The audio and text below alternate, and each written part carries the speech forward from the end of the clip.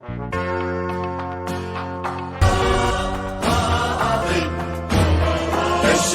تمحو ظلمة الآفاق ويزول نار الفرات على المدى يروي ربان الراسخات على الهدى وتعانق الأقلام بارقة النجوم وتعانق الأقلام بارقة النجوم. كينونة الإنسان. Plato says the soul is the basis of the human being. وقال أرسطو And Aristotle said بأن الروح the soul is دكتور أيسر كمل. بأن الروح هي محور الوجود الأساسي. The soul is the primary focus of existence. فالخلود سر ينغمس في أعماق الشاعر. Eternity is a mystery indulging in the depths of the poet. والقلق هم يتقاسمه الشاعر والمتلقي. And anxiety shared by the poet and the recipient. في دائرة الإبداع والتأويل. In the circle of creativity and interpretation. وما بين هاجس الخلود and between the premonition of eternity وتحديات الآخر and the challenges of the other, يبقى صراع الأنا. the struggle of the ego والآخر والمجتمع. the self and the community. المجتمع الذي يمثل العقل والمنطق. The community that represent the reason and logic. يقول Kant says إن ماهية الروح the essence of the soul تتمثل في الأساس represented mainly بمحاولة من العقل in the attempt of the mind للوصول إلى نظرة شاملة. to reach a comprehensive view. للوصول إلى نظرة شاملة لطريقة تفكير الإنسان. To reach a comprehensive view of the way people think. والخلود عند فلاسفة التنوير And for the philosophers of the alignment,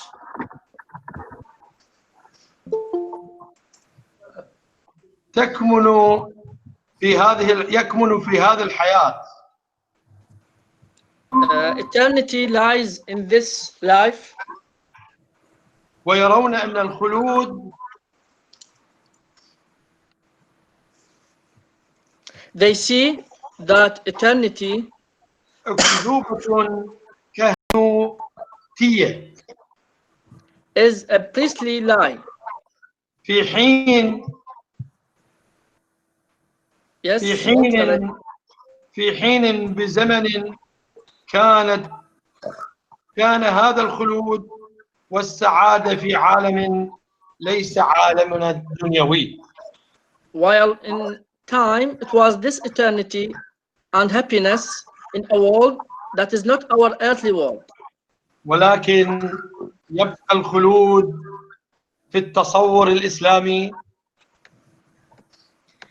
And in the Islamic perception, eternity remains مرتبطا بالخالق الله سبحانه وتعالى.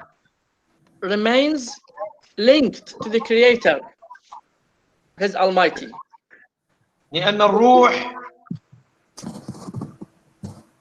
Because the spirit or the soul من شأنه سبحانه وتعالى is the secret of immortality is his Almighty, Allah Almighty. ويسألونك عن الروح. Dr. Aysar now is reading a verse from Holy Quran. I will translate it. And they ask عن الروح. you about the soul. And they ask you about the soul. قل الروح من أمر ربي. Say, the soul has nothing but of my Lord's command. وما أوتيتم من العلم إلا قليلا. And you are provided only little knowledge. This is the end of the verse. نرحب بالضيوف الكرام. We welcome the guests في ورشة هاجس الخلود وتحديات الآخر. in the workshop entitled Poetry Between Eternity, Permission, and Challenges of the Other. وعلى قمة هذا الترحيب And most welcome البروفيسور ويليام فرانك. and most welcome to Professor William Frank والشعراء الكبار and the great poets. أترككم أخوتي وأحبتي بكلمة ترحيبية مقتضبة. I will leave you with a brief welcoming speech للأستاذ المساعد الدكتور to Assistant Professor عارف عبد صايل المحترم. Dr. Arif Abed Sayer, the Dean of our college. فليتفضل مشكورا. Okay, here is it. السلام عليكم ورحمة الله وبركاته. الحضور الكريم، السلام عليكم ورحمة الله وبركاته. شكرا لتواصلكم وحضوركم هذه الورشة، وعلى بركة الله نبدأ. حقيقة أرحب بالضيوف الكرام مرة ثانية، ضيفنا من خارج الوطن العربي الأستاذ البروفيسور ويليام فرانك، والأخوة الأساتذة والشعراء الكرام. نعم. آسف دكتور عارف، ممكن تخلينا يعني على مود نترجم للضيف لو دكتور خلينا نكمل وبعدين يترجم. تمام كمل دكتور عارف. اوكي دكتور سوري آسف. الحضور الكريم، السلام عليكم ورحمة الله وبركاته. أرحب بالضيوف الكرام جميعا، وأبدأ من ضيفنا من خارج الوطن العربي البروفيسور ويليام فرانك لحضور هذه الورشة، وتشرفنا به وحياه الله وبياه. كذلك أرحب بالأخوة الشعراء والأدباء من الوطن العربي ومن داخل العراق، حياكم الله وبياكم، وعلى بركة الله نبدأ هذه الورشة. فأترك الحديث للأستاذ عمر سعدون لترجمة هذه الكلمة الترحيبية، وشكرا لكم. شكرا جزيلا للدكتور عارف عبد صايل عميد كلية الآداب المحترم. I'm going to translate his welcoming speech for Dr. Frank. At first, the Dean of our college welcomed you warmly, all of those who are attending this webinar, and he's wishing you a good life. And he started his welcoming speech by extending his thanks to Dr. William Frank, who was ready to take part in this webinar. He also sent his thanks and gratitude to all the other participants, Dr. Saad, Dr. Fuad, Dr. Siddiq, and last but not least, Mr. Ali Al-Fa'uri from the Kingdom of Jordan. All of you are welcome, and thank you for the great efforts you are going to exert in giving inspiring ideas. So, Dr. William Frank, the mic is yours.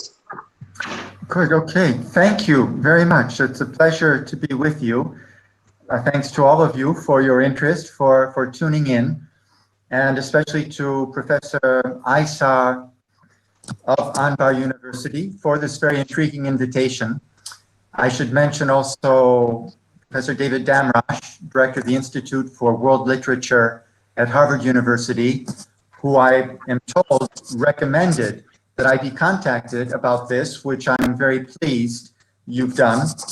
From listening to your introductory remarks, I can tell already that there are very many important points of interest in common: the soul, the creator, and how all of this relates together through poetry is what I'll try to focus on now in a few minutes of discussion of these themes out of the traditions that I'm familiar with. I wanted to also, with reference to Professor Damrosch, that we have on happy occasions in Beijing, Bucharest. We've been able to meet and participate in forums on world literature and related questions like the literary canon. In the invitation from Professor Aysar, it was suggested that I talk about effect, anxiety, and vagueness of meaning. Vagueness is a topic that has a relation. Frank, will make me interpret something for the. Okay, thank you. Sorry for interpretation. Just دكتور ايسر، بس الملف مع الدكتور فرانك ينعرض لان بيترجم العربي والانجليزي حتى المستمعين. الان يعني قبل ما نبدا بالملف طبعا نبدا المحاور. استاذ عمر اذا انت معي الان. لا مو عفوا دكتور فرانك، هو جاي يسترسل بالمحاضره مالته هسه ترى بدا. لا خلي يقولها بس يعني نقدمه اذا يسمح لنا ويسترسل. اوكي دكتور فرانك. Just a minute in order to Dr. Aysar introduce you for the attendees, okay? Okay. Okay, thank you very much. Yeah, and I think the text is supposed to show on the screen. We will do it, inshallah. We will do it. Okay, Dr. Aysar. نعم دكتور أيسر. الموجود الآن الفيو.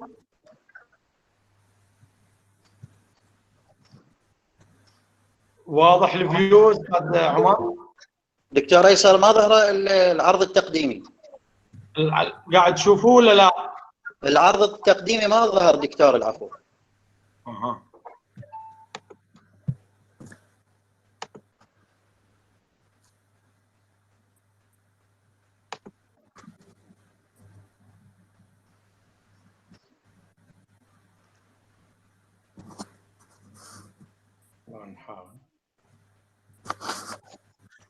Dr. Frank. Yes. Please bear with us while we upload the PowerPoint presentation. PowerPoint. Okay. عراض استاذ ما ظهر، حمل لكن ما ظهر. هسه ما ظهر. قاعد يحمل. خلاص هو الى ان يحمل راح نتكلم مباشرة. Yes, Dr. Frank, please go on while the PowerPoint uploads. Yes. Okay, yes. All right, we'll go on to slide 2. I thought that this might be the occasion. Slide 2. I thought that this might be the occasion for me to read more deeply into mystics such as Ibn al-Arabi, and especially Rumi. They have played an important part in my previous work, especially on What Cannot Be Said, Apophatic Discourses in Philosophy, Religion, Literature, and the Arts, 2007. Each of them is treated in a separate chapter in volume 1 of this 2-volume work outlining a theory and history of unsayability or the apophatic. Philosophical reflections of Al-Ghazali as well. Al-Farabi, Sohrawardi, and other Islamic thinkers would also be very pertinent to this topic. And I've begun to explore these thinkers, some in relation to poetic thinking, particularly Dante's poetic thinking in the Divine Comedy. My work on self-reflection, Dante's Paradiso, and the theological origins of modern thought pays some attention to outlining a medieval Arab epistemology of self-reflection and theological transcendence.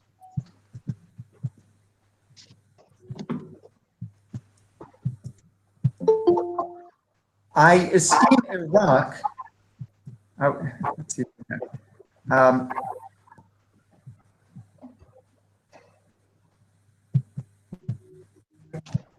yes, I esteem Iraq, good, should be.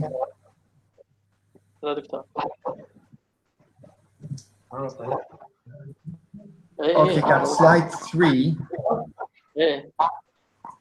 I esteem Iraq civilization peculiarly attuned to the deepest spiritual aspects and aspirations of our cultural traditions. Okay, we're now on slide 3.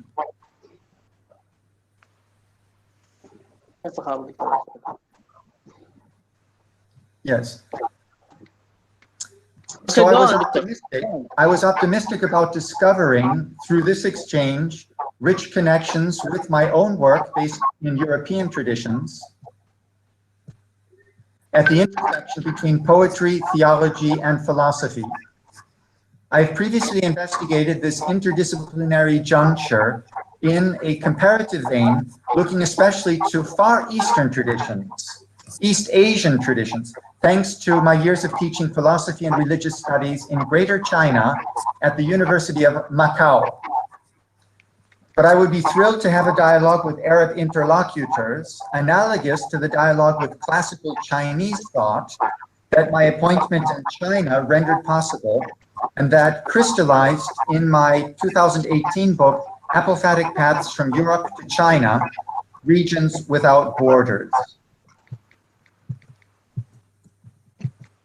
Slide 4.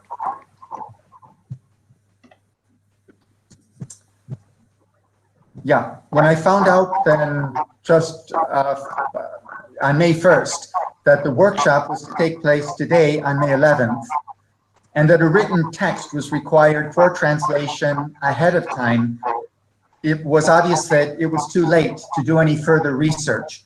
And even to speak freely and extemporaneously about ideas generated specifically by this topic and invitation would not be possible, since the text needed to be written and translated in advance.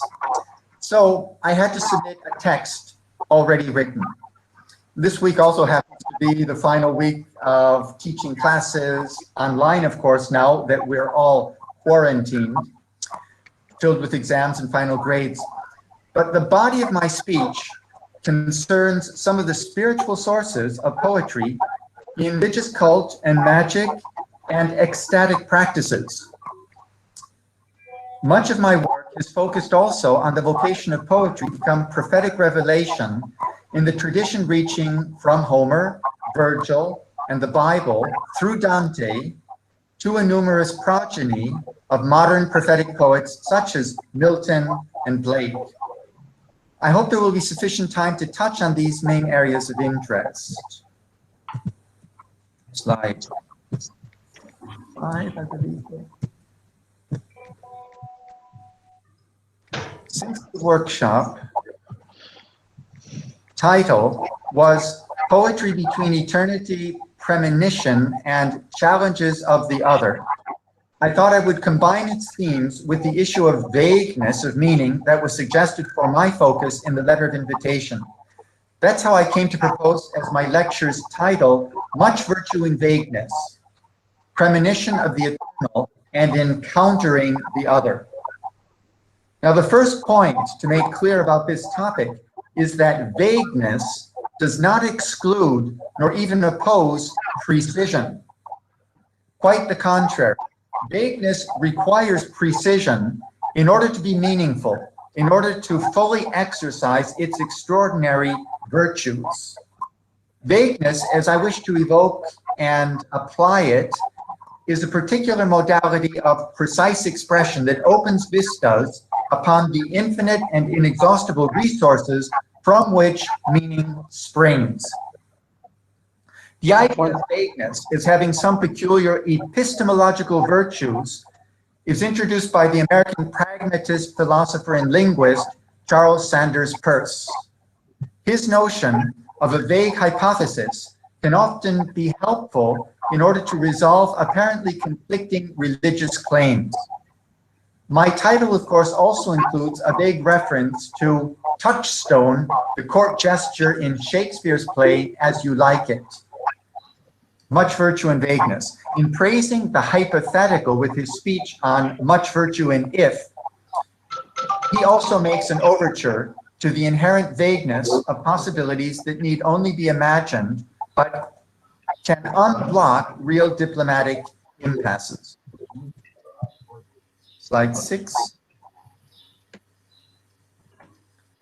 Now, the second point needing to be made right away is similar to the first in pointing to a kind of contradiction embedded in the terms of the title.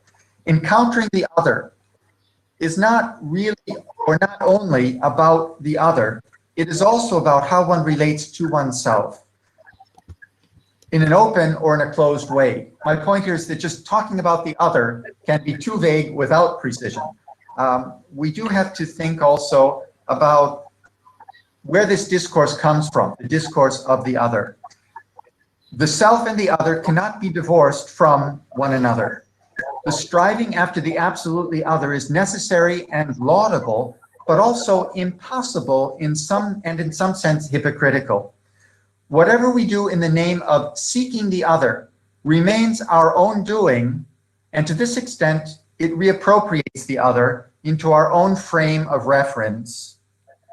Unmediated contact with the other as such proves generally to be an illusion unless it be given in some kind of a moment of grace or divine inspiration.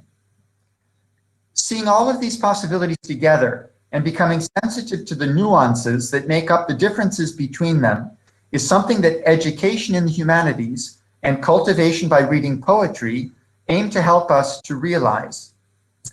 I will now discuss some of the basic principles of my way of reading poetry that makes it a premonition of the eternal and a means of encountering the other, especially the mysterious other of divinity that inhabits our imagination of the eternal. Slide 7.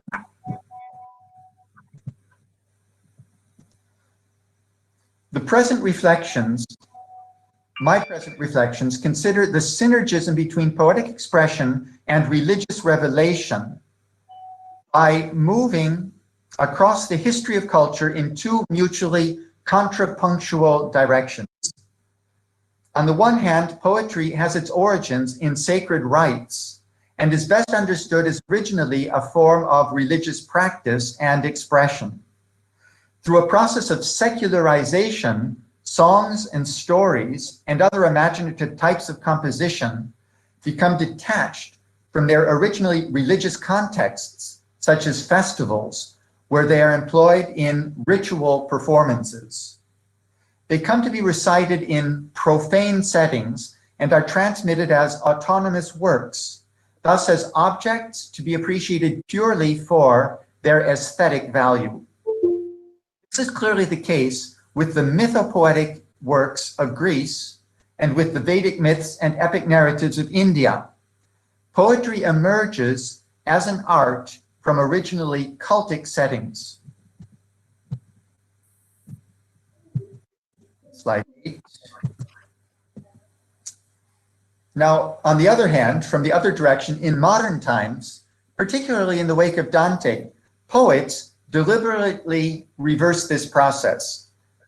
Secular poets, they aim to turn poetic creation back into a form of ritual expression and divine revelation, or at least of preternatural perception, visionary awareness, and prophetic pronouncements. They do so increasingly from the midst of the secularized cultures of the modern world. Self-consciously creative poets produce and pervade their creations in imitation or in the image of the purportedly divine revelations handed down through the founding texts of the civilizations within which they lived and worked. The warrant for such returns to religious expression lies in the originally poetic forms that are indistinguishable from prophetic and visionary revelations. In secular scriptures, modern theological poetics in the wake of Dante, 2016, I discussed Rimbaud and Baudelaire, among other founders of modern poetic tradition, as inventing visionary and seer modes as essentially secularized forms of religious revelation. Slide 9.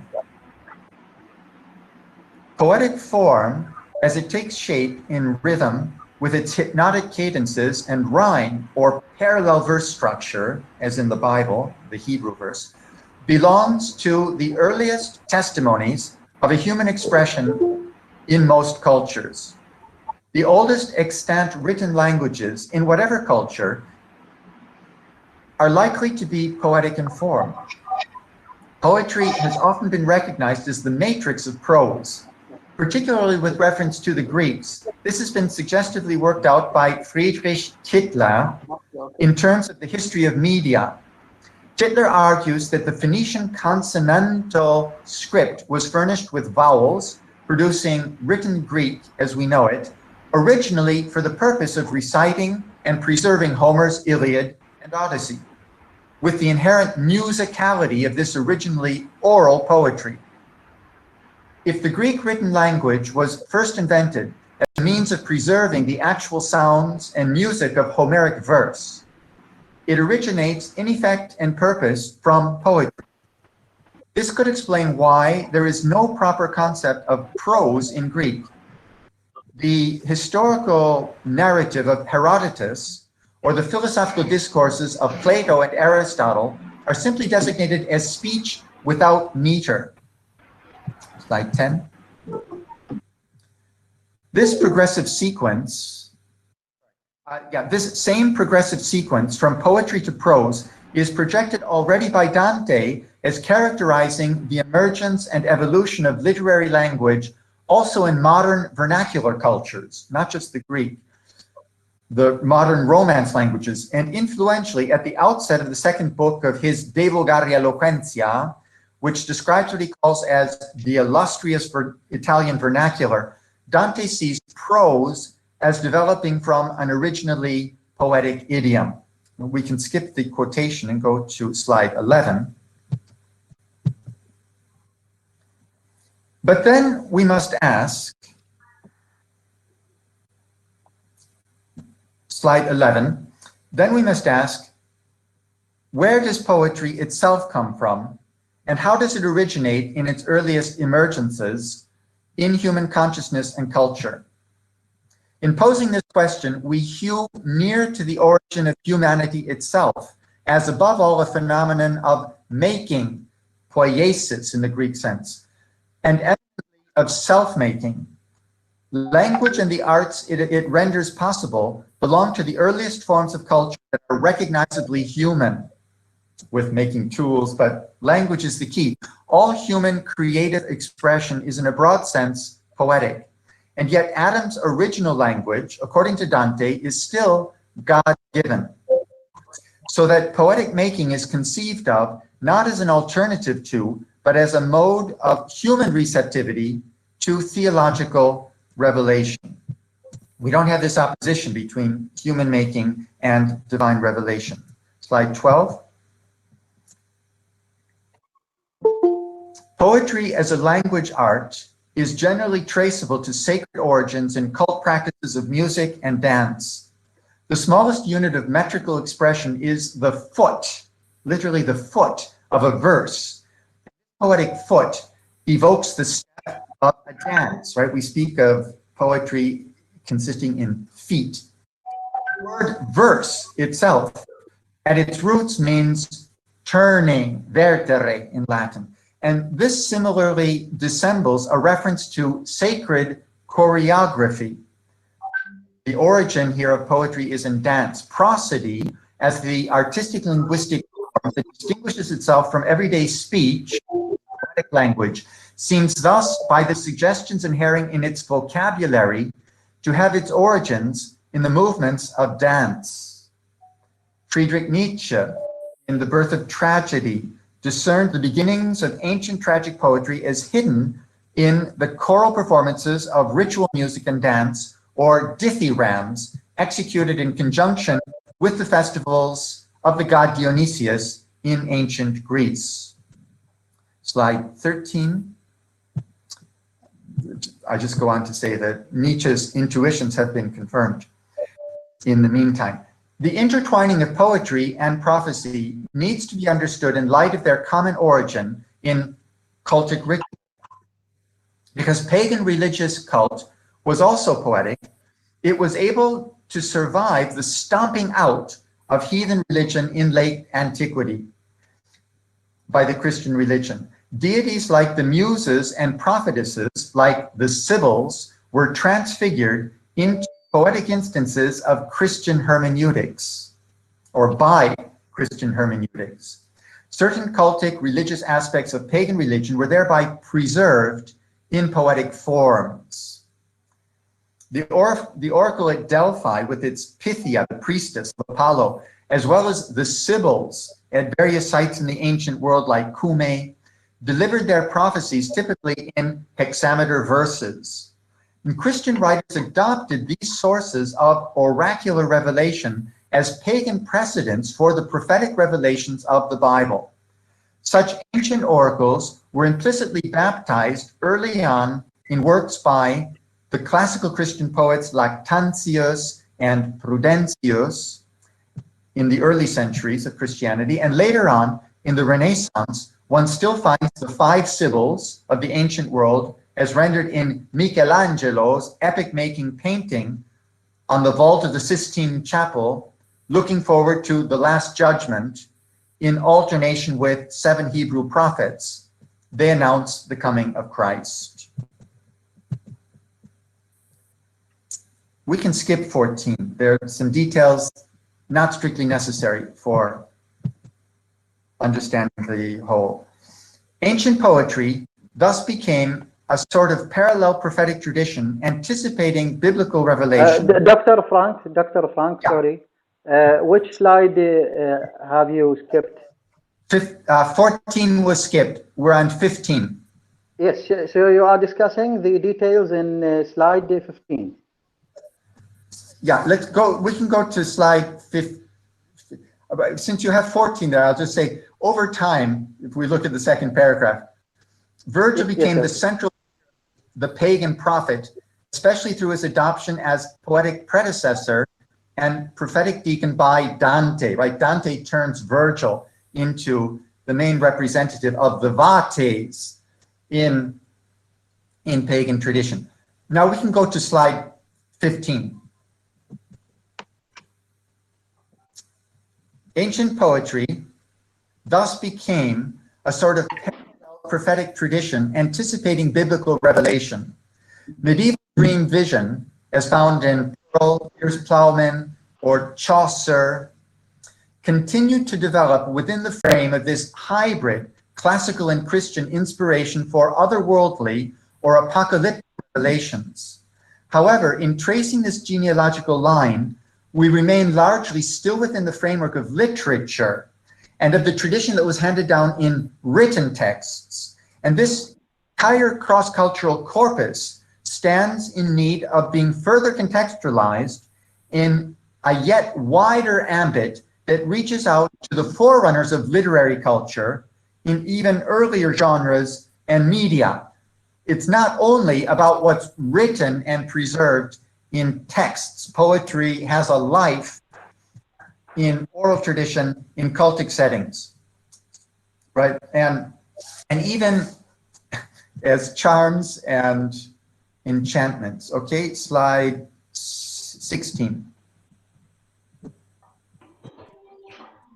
Poetic literature itself, as surveyed in a worldwide panoramic, has a yet deeper immemorial background in magical charms and enchantments, and this too belongs to its prophetic dimension.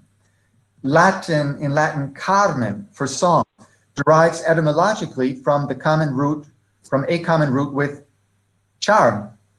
Enchantment, too, is derived from poetic singing, chant in French, or cantus in Latin, the word for song. Poetry, accordingly, especially as lyric, is to be understood as originally a sort of musical charming or word magic. Documentary historical evidence of literature's being from spells and charms exists in forms such as the 10th century Old High German manuscript known as the Merseburger Zaubersprüche, first published in 1841. The literature's origins in divination can be corroborated cross-culturally from the oracle bones of ancient China, the divine oracles written on tortoise shells during the Shang dynasty in the 2nd millennium before Christ, before the Christian era. 17. Magic as a means of access to the spirit world often uses nonsense forms of speech and phrases that transgress the norms of everyday communication, as is often the case also in children's songs. Many types of verbal play in poetic language still do this in the inventions of the most linguistically sophisticated adults. Poets Carroll, Edward Lear, E.E. Cummings were masters of the genre. Even the child magician's hocus pocus derives, however remotely, from the rite of transubstantiation of the Holy Eucharist in the canon of the Catholic Mass, with its formulated words, hoc est corpus meum. Right, this is my body. Such familiar and often apparently banal examples can be seen as lingering reminiscences of this forgotten prehistory of poetry as destined to speak eventually with overt prophetic power. 18. The strange effects of sound in poetic language seem to have a sense which is not that of everyday speech and which makes sense rather in a way different from that to which we are accustomed. Rhyme is one example. It sets words into intimate relation at a purely phonic level, suggesting that their meanings too, as well as their sounds in related ways, might hang together. By hearing them intertwined in the rhyme scheme, we contemplate possible connections between their significances that would otherwise occur to us. Poetry is meaningful not only by reference to the things that are before us in the sensible world, but also by evocations of things unseen or things seen in a higher order of meaning. Poetry makes it possible to think and feel in correspondence with an unknown and unspecified surreality. Dr. Frank, we even have this Frank. Surrealist poets. A surreality created by negation in language and through infinities opened up by indeterminacies in the employment of words. This indeterminacy of poetic language has been underscored especially by postmodern criticism and theory and by postmodern poets themselves.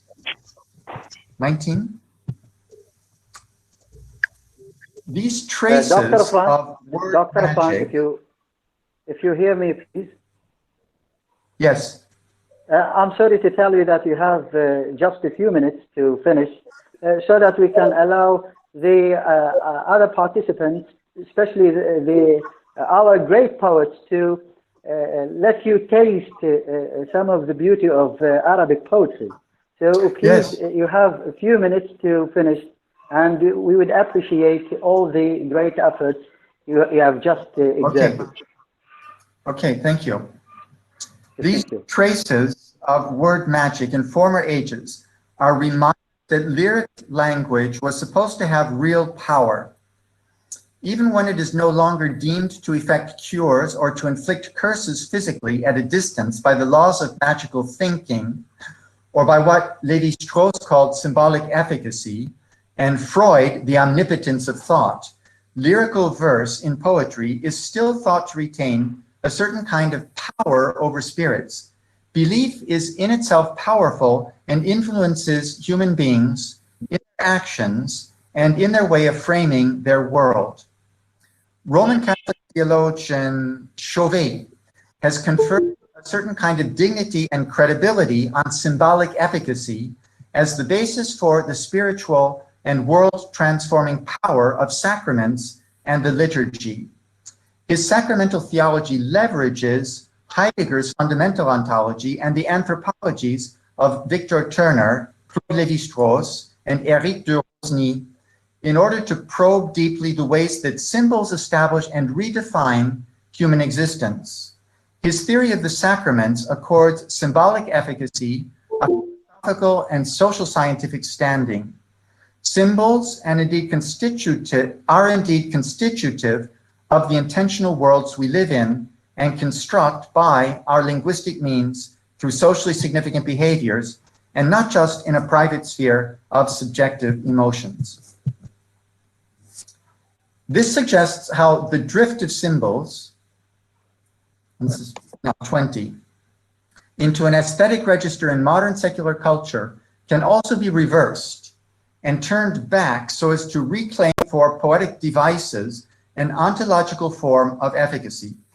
Lyrical verses optatives and apostrophes can still work their beneficent or maleficent effects just by pretending to induce things in the outer world to comply with human wishes. Things can be made to conform at least to the intentional representations of an inner world that can be collectively shared. Poetry actually creates intentional worlds, and it is far from clear that human worlds can be anything but intentional. All of our worlds as human are intentional, so that lyrical forms, they retain and especially the apostrophe, the address in poetry, they retain their original character as magical formulas used with an intention to symbolically transfigure and thereby to transmute the real. Now, this can be made more plausible for modern readers by identification of the spiritual powers invoked with the poet's own agency. I'm going to quote Shelley, the Ode to the West Wind. He invokes, O wild west wind, thou breath of autumn's being. Hear, O hear. He beseeches the wind, make me thy lyre, even as the forest is. That's the apostrophe. His words become the embodiment of the spirit that he invokes and enjoins. So I'll skip reading his poem. It ends with the prophecy, invoking a prophecy. Move to 22. The poetic word is inhabited, right, slide 22, by tremendous power to reshape and revolutionize at least our human subjective world. This power can itself be considered magical. Okay, yeah, 22, the next slide, please. Yeah. Especially in its capacity to evoke the unknown or surreal. Okay, slide 22.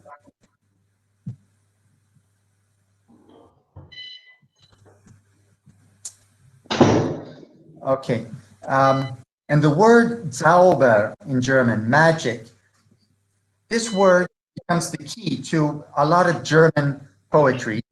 There was one example here from Eichendorff, a song and all things which dream on and on.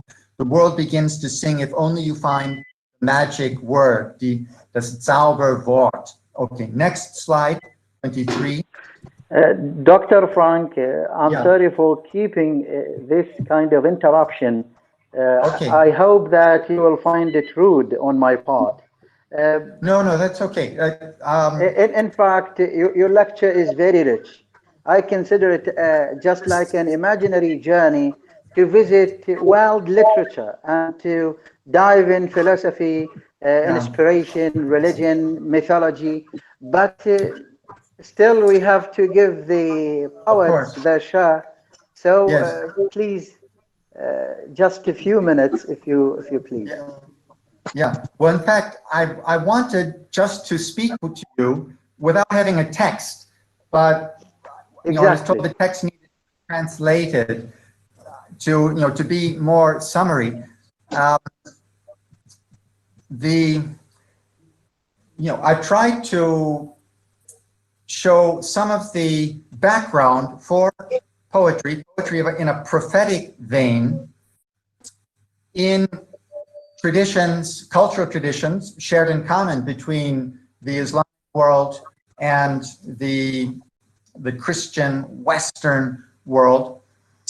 I wanted to focus on prophetic poetry in particular as a process of self-reflection. And that would be the soul coming to some kind of knowledge of itself in relation to the other that always remains an unknown to it.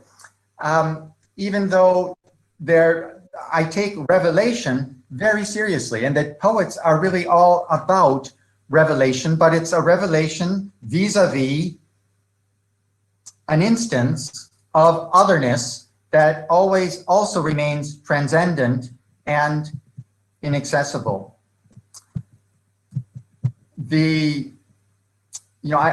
I think we'll just have to skip the examples that I've prepared in the text, which can be made available. I don't want to take any more time than was designated. I did actually time it, and I think we lost a lot of time because of technology. I don't think there is time here to talk about the relation really between the Bible, Virgil, Dante, and how they construct the typological interpretation of history in epic tradition in order to create a very specific kind of prophetic poetry, a prophetic poetry that speaks into our present and that demands action. Because poetry, prophetic poetry, is not about the past. It's about the world that we make today. All of the prophetic poets that I invoke are actually changing the world in which they live. They have an address to the world. And when Aeneas receives the prophecy from his father Anchises in the other world, it's an injunction to Caesar Augustus in contemporary Rome with an example and an ideal to follow. It is showing them what they have to do, engaging their own present context. So I think that's a crucial point about prophetic poetry and its relation to the other. It's a mediation to our present world, and in order to make this world what it should be. That is at stake in prophetic poetry, with all of the magical, mystical dimensions of human experience and premonitions of eternity that are opened through poetic means. In these various traditions that I've been drawing on in order to try and distill a comprehensive concept of poetry in its most ambitious, highest ambitions.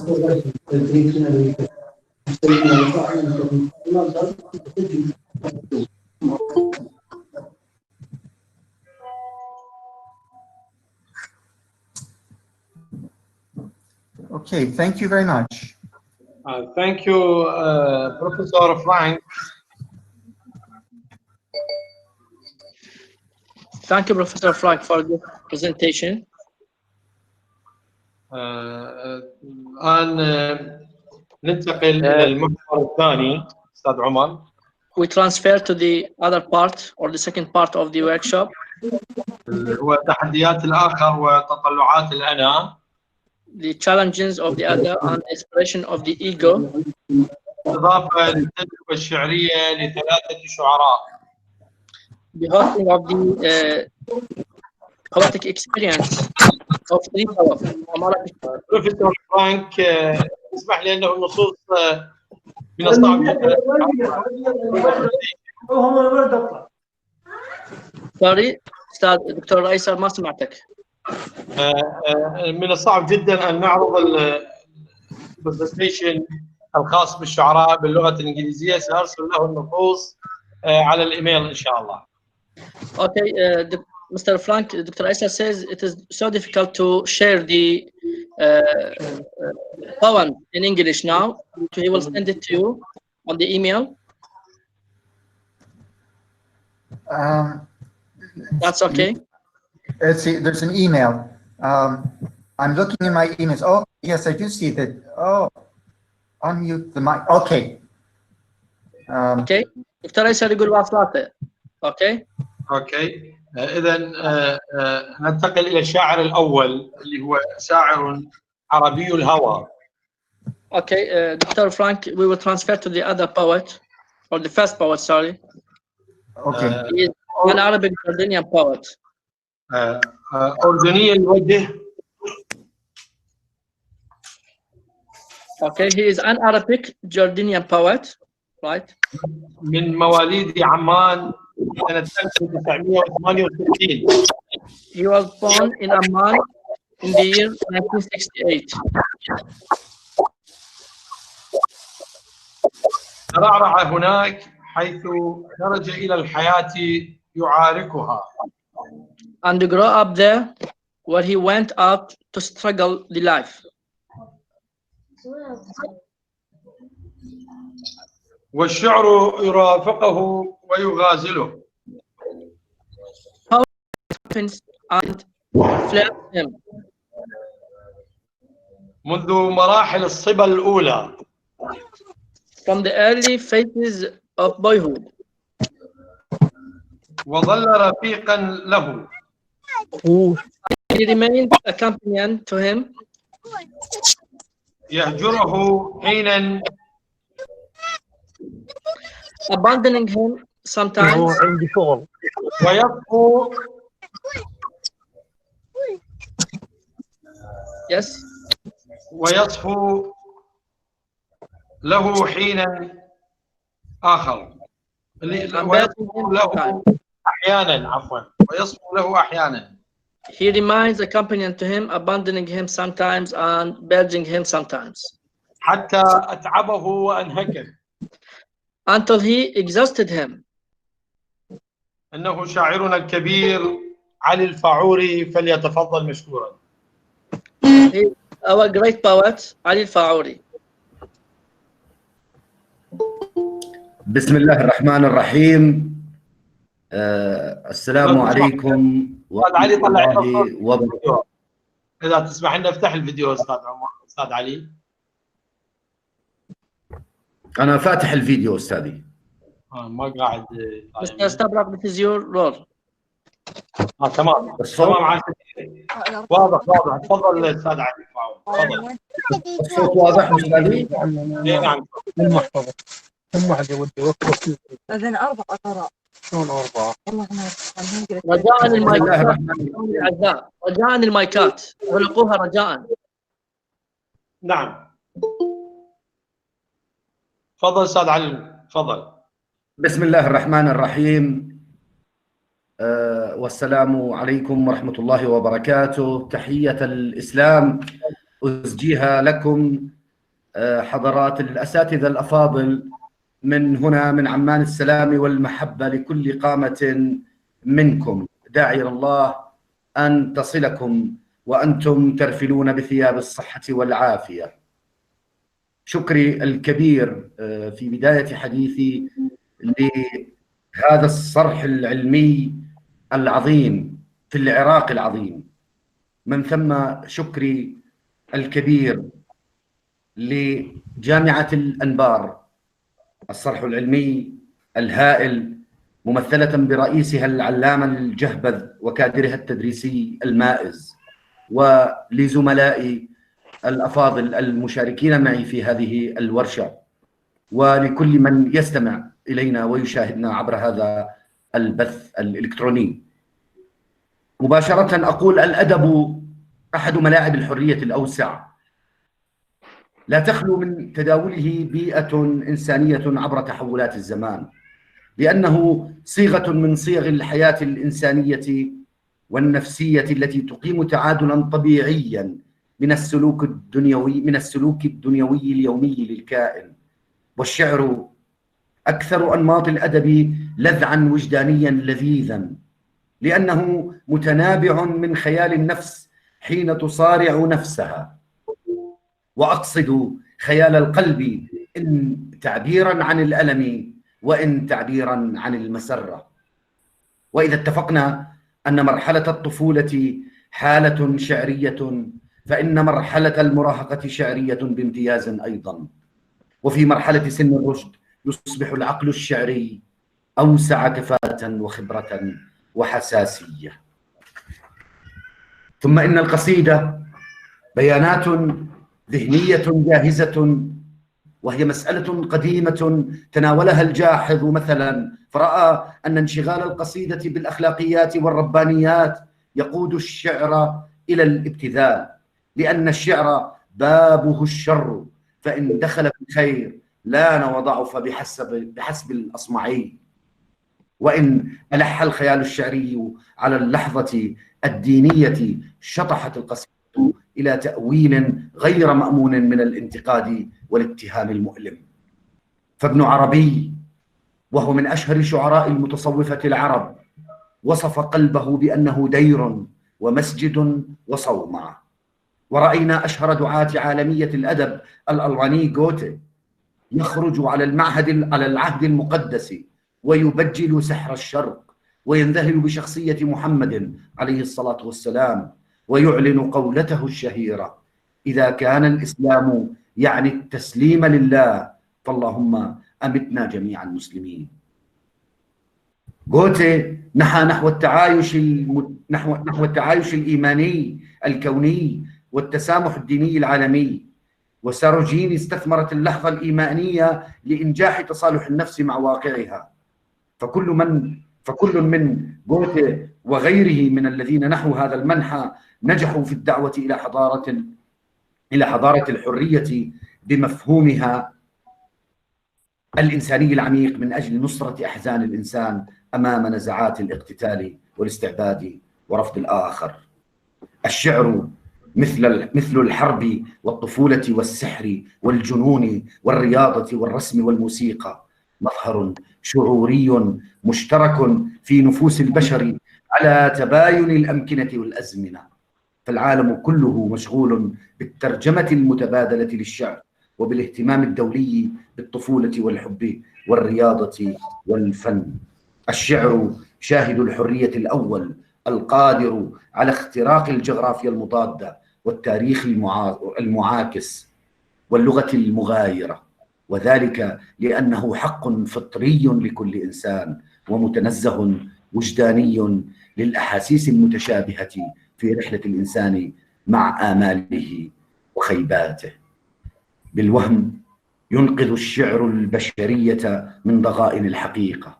الشاعر والموسيقى والرسام محبوبو البشرية ومعشوقو الأبدية، والطيور الجميلة الشجاعة التي تزيل بتغاريدها الآلام وتضفي الآمال على الحياة. الشعر نضال الخيال ضد القبح الخاص والعام، وضد أي شكل من أشكال الاستلاب الوجداني الإنساني. وأذهب مباشرة إلى قصائدي، وأبدأ معكم أحبتي بقصيدتي الموسومة بعنوان نبوءة. كمسحور على ماء مشيت، ودون عصا على ظل اتكأت، يفسرني الكلام بباب حلمي، وتسرقني الحقيقة إن صحوت. فتسألني الطريق عن انحنائي، وتسألني الخطى من أين جئت، وأقرأني بفنجان الحكايا نبيا من أساطيري بعثت. أراني إذ أفتش في عيوني وألقاني أنا أن التفت لهذا قد نجوت بما تبقى، ولو صدقت ليلي ما نجوت. بصحراء الكلام نثرت قلبي، فأين عيابس واخضر موت، وأشرق من يدي اليمنى تراب خرافي على دمه نبت وحين منحت للآتين بيتي خلعت دمي ومن جلدي خرجت سكبت بجرة المعنى مياهي لأشربها إذا يوما عطشت أنام معطرا كفم الصبايا أنام معطرا كفم الصبايا وأخرج للصباح كما دخلت هناك أعمد المعنى وأخلو إلى قلب سيغفر ما اقترفت هما رئتاي غيماتي وشعري إذا غادرت إحداها اختنقت.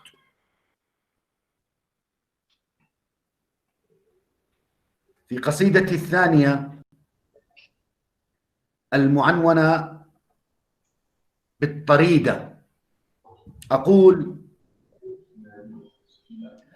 أحتاج وجهك كي أتم قصائدي ويديك حتى أستعيد وسائدي، عيناك منذ سقطت بين أصابعي قمران يرتاحان فوق مقاعدي، سوداوتان كليلة صيفية، لوزيتان كليلة صيفية خطرت على بال الشتاء البارد، كطريدة لاذت بسور دفاتري واستعذبت ظل الكلام الزاهد، حتى إذا اشتد السراج تناثرت كفراشة حبست بقمقم ماردي، كيف الفرار وبين كل غواية وغواية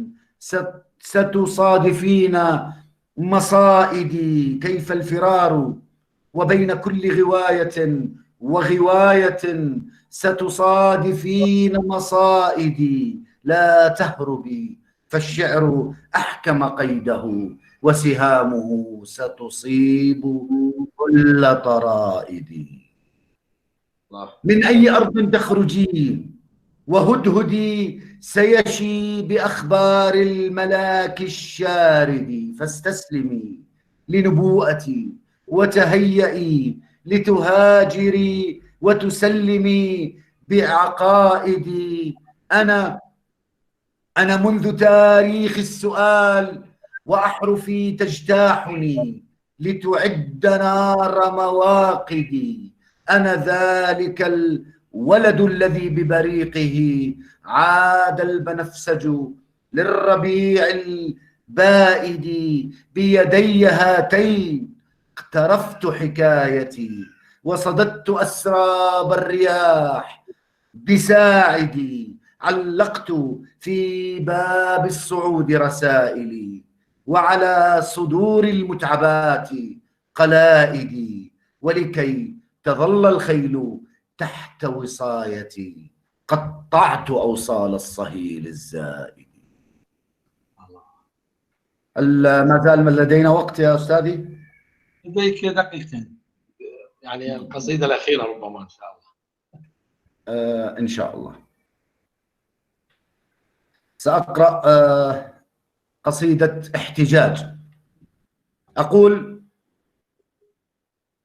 لأن القصيدة بنت المزاج سأكتب للريح نص احتجاج، لأن القصيدة بنت المزاج سأكتب للريح نص احتجاج، وأطلب إنقاذ ما قد تبقى من الضوء قبل احتراق السراج، وأرسل غيمي بكل اتجاه وأنظر أين يكون الخراج، سأجمع دمع المقاهي الغزير وأزرعه في عيون الزجاج، فمنذ احترفت الكلام الجريء وليلي طويل ومائي أجاج، سأطلب أن نستعيد الوجوه، فقد أفسد النسل هذا الزواج وأنجب من بعد حمل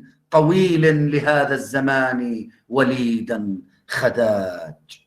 سأتلو بكاء الكراسي عليها وحزن البيوت ونوح السياج، وأخبر ديك الحقول بأن مللنا الحياة بثوب الدجاج، وأن الخراف التي لا تثور ستسقط حتما بعين النعاج. لذا سوف أتلو وحيدا بياني وأخرج مني بغير اعوجاج، وأكوي بنار المنام عيوني إذا كان لدي بعض العلاج.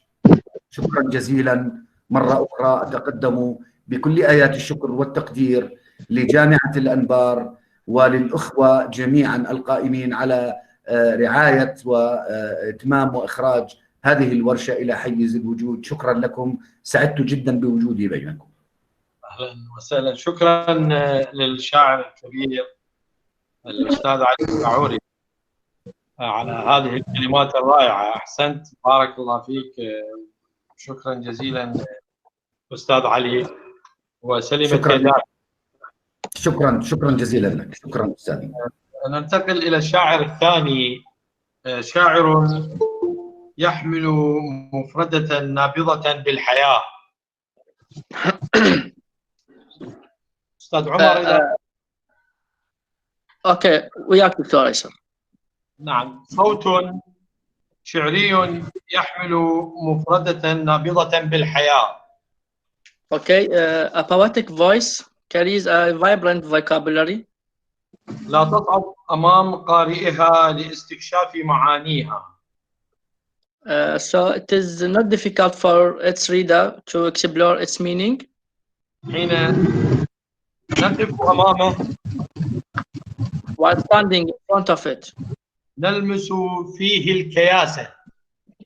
He has civility, الأناقة والذوق، elegance and taste, الهدوء، calm.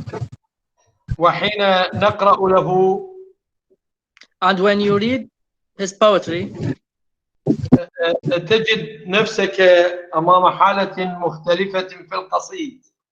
you found yourself in front of a different situation. مرحبا الشاعر العراقي الدكتور سعد ياسين. Welcome to the wonderful Iraqi poet Dr. Saad Yassin. لقد أصر شاعرنا our poet insisted على عرض المحتوى الفيديوي on providing video content قيامة بابل for his poem The Resurrection of Babylon. ظهر الصورة إذا سمحتم. Okay, دكتور سعد. الصوت أخوان، منو فاتح الصوت يغلق الصوت؟ Professor William, is it clear for you? You are with us? الأستاذ عمر ظهر الشير يمك فيديو؟ إيه هسه الفيديو ظهر. يلا راح نبلش. دكتور أيسر عذرا، دكتور فرانك muted his mic، قفل المايك مالته. يلا يتكلم فيها هسه ما رد لي. يلا تمام. Sorry, right. Yeah, I muted the mics to avoid background noises. Thank you very much. It was beautiful. I love hearing the Arabic. It was recited with a tremendous panache. It communicated very much even to someone not understanding the meaning of the words. It was a very beautiful recitation. Thank you. Thank you, Dr. Frank, for your appreciation. I wanted to give you a feedback about the nature of the poems written by Mr. Ali Al-Fa'uri, but you were muting your mic. Okay, yeah. Well, I can keep the microphone on. Yes, okay. That will be good. راح نبلش استاذ استبرق اذا ما استاذ احمد بلغه راح نتوقف.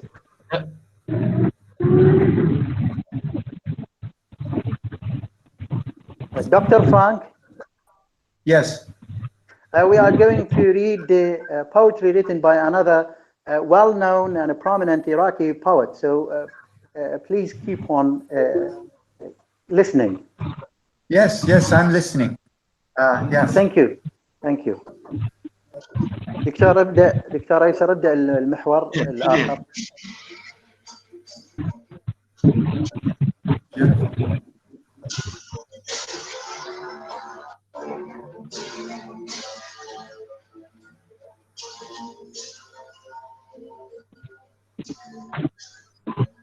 بابل يا صخرة الإله يا متكأ العرش يا لفة الطين إلى السماء يا هسهسة الجذور بالتراب يا أصابع الخلود يا صرخة الريح يا خبز هذه الأرض دورتها يا مختلف الملائكة يا بنت مردوخ ودوخ يا خالق النبات والحيوان يا قاتل قيامة الشر وسابغ الخير على الحقول والبرايا الخضراء يا سيد البحار والأنهار هبت عواصف السماء واجتاح طوفان الكراتين العيون حتى استحاقت في المدى نبوءة كانت على يد بركب القيظة تموز يا أيها المختار من ذريتها يا حامل سيفها متشفعا بالنيل الدير منطلق النبوءة والنصر في عرباتك التي تسابق الرياح الكرب يخرج منه وإيلام الفلك حزنا واطفأت نيرانها وانزوت البشر يصدح في الدروب. السلام عليكم. يا رئيسات المعبد المقدس يا كاهنات ايسرالهاشمي شارع المواقف يا كل انوار الطيبه هللي بردوخ عاد شامخا رايته للشام للخليج جعال الكوكب قبضة هذا الكون لن يسرق مسلتها الغزاة اللعنة حتى تستوقف الريح أرض البحر أشرعة المراكب تستجدي عطاياك البحر بحرك والشراع شراعك عابد يا زمجرة العواصف يا صحو الرخاء يا إيقونة الإله غدا لتبعدين من التراب من طين ترتقين جناتك العتاب تفتح السماء السابعة قبضتك تمنحك كتاب أسرار هذا الكون من جديد نبوءة الإله ستبعدين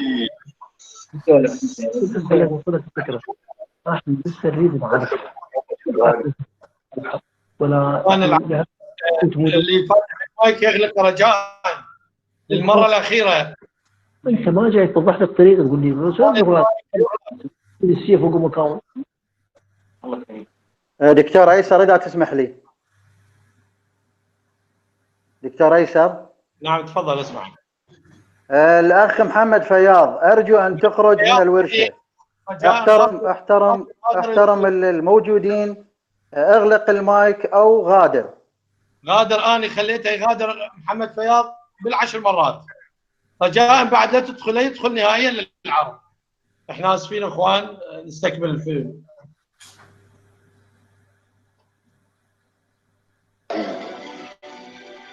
غدا ستبعثين من التراب، من ضيله الفرات، ترتقين سفح جناتك العجاب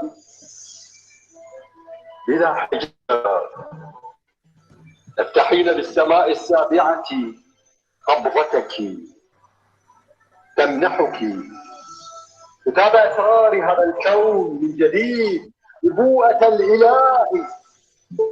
بابل ستبعثين، النجوم تشرق فوق جدرانك، والشمس والقمر بجلال هيبتك، كما النبوءة ساجدين.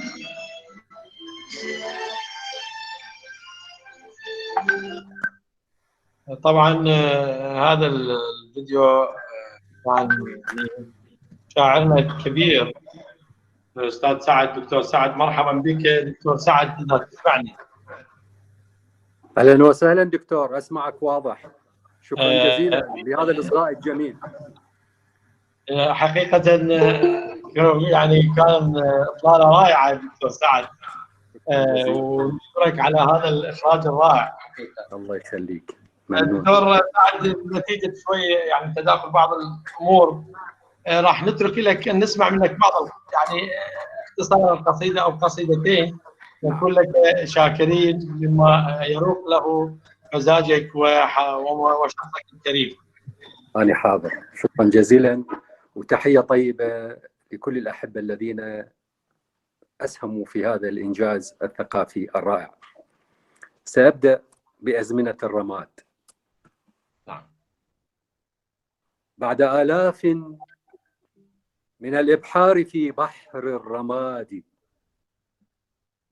بعد آلاف الأساطير التي نقشت في الأرض وارتقت مسلات، وموسيقى هزمت صوت الفناء، بعد آلاف من التحديق في الأفق البعيد، يلبس المشهد أثواب الحداد، يرتقي حزن السواري، عله يبصر سر الشمس، زهرتها التي تفتحت عن 1000 أغنية هفى لها الجنون فاحتجبت، لكنما فراشة حطت على أوراقها أومضت. لا تروح، ترى لا تروح تسولف. تاركة ألوانها على دم الشفق. يا أيها النخل الذي استفاق من غيابه، متى يؤوب للمدى ضوء صبا، ممتشقا تاريخا من الضوء، أزمنة هفى لها الملكوت. متى تستنطق الحجارة الماء، تعلو غيمة العطر، تزخ أريجها فوق الوجوه الواجمة، تتسع العيون وتصطخب الأيادي وهي تشير إليك، تستنشق العطر الهواء، تنتشي رئة الطين وتخضر الرؤوس، أنهارا من النجوم تنهمر الدموع، تدحرج الشمس زهرتها على الرصيف، فتنكسر كالخزف القديم، مطلقة صوت الأغاني التي ظلت ترددها شفاه الأمهات، كي يناموا حالمين، أحرف المسلات القديمة، أختام المرارات الثقيلة، تلك التي طبعت على أديم الروح نقوشها فأخفتها الوجوه غضونا وتضاريس عتيقة. يصعد النخل المحلق في فضاء الحلم، يشرئب مختنقا بعبرته. ما هكذا نرث البلاد. شكرا لإصغائكم. أحسنت أما أحسنت. النص الثاني والأخير نعم. فهو شجرة الأبواب. نعم. الأبواب معلقة بسماء لا تعرف جمر اللوعة فينا، بل فتهدج أصوات طفولتنا وتراتيل الحناء تستقرئ ألوان الشجر الغائب في عتمة غابات الفقد. الأبواب شموع مطفأة لا يشعلها إلا ذاك البرق. طيفك في حقولي تتوسل باب سماء الغيمة، كم منها كنت طرقت ليعود بوهم الصوت. من في الباب؟ أطرق أطرق أطرق والصوت بعيد. من في الباب؟ يتلاشى الصوت، يتلاشى الباب خلف هزيم ليالي شتاء المطر، تتبعه تلويحة كفي، جناح يمامة رفيف الأسماء المنقوشة فيها، ثقوب رصاص الزمن، بقعة ضوء الخشب المحكوك بلجاجتنا، ونداءات تتعثر في حنجرتي. كوني شجر القرب علي أستوقف سرب يماماتي ليلة قدر، أسألها أن تهدل حتى الفجر، أن انفتحي. لا فرق لدي الآن، للجنة كانت أم للنار. شكرا لإصغائكم وتحية لهذه الجهود المباركة. شكرا للضيوف الأكارم الذين شاركوا معنا من الأردن ومن مختلف دول العالم. تحياتي لكم. شكرا جزيلا دكتور سعد، شكرا لهذا الإلقاء الرائع والصورة البهية والإطلالة الرائعة. أشكرك جدا دكتور. الآن استميح أخي دكتور أستاذ تبرع أن يعطي أبستراكت لويليام فرانك عن بعض الأفكار اللي يحملها دكتور سعد واللي يحملها أخي الأستاذ علي الفاعوري، وأرجو من أخي دكتور فؤاد أن يتهيأ لأن سينتقل المايك بعده إن شاء الله. يتفضل أستاذ تبرع إذا سمح لينطي فكرة عن الشعر اللي بروفيسور ويليام فرانك. شكرا جزيلا دكتور أيسر، شكرا لدكتور سعد على هذه اللغة الثرية وهذه الرؤى الجميلة. نتمنى إلى الموفقية إن شاء الله ولكل شعرائنا المبدعين. Dr. Frank, do you hear me please? Yes. I'm going to give you a brief account just to introduce the poetry you've just listened to, the poetry written by Dr. Saad, to give you the opportunity to be familiar with the Arabic poetry. Good, thank so the poems read by both Mr. Ali and Dr. Saad share some aspects. Both the poems written by the two poets focus on mixing or finding a connection between the human and the natural world. These two important worlds are being treated as one ingredient, especially when creating the poetic language. So in the poems of the two poets, we have unusual images in which there is a strong presence for nature. So both poets mention the palm trees, the trees in general, the butterflies, and many natural elements, just to find a connection with the human world and the aspects related to mankind. So the poetry is marked by deep visions and this striking way to express personal feelings of dissatisfaction, depression, and even revolutionary ideas. So both poems written by the two poets are enjoying to read, and they give evidence that they are two of the notable Iraqi poets. Yeah, but the visual images added a lot to the natural. Exactly. Yes, they really were absolutely stunningly beautiful. A real pleasure to watch. I understand your point about relating the natural world to the human world. Usually there's a lot of poetry in which nature becomes a symbol of mental processes of the spiritual world of humans.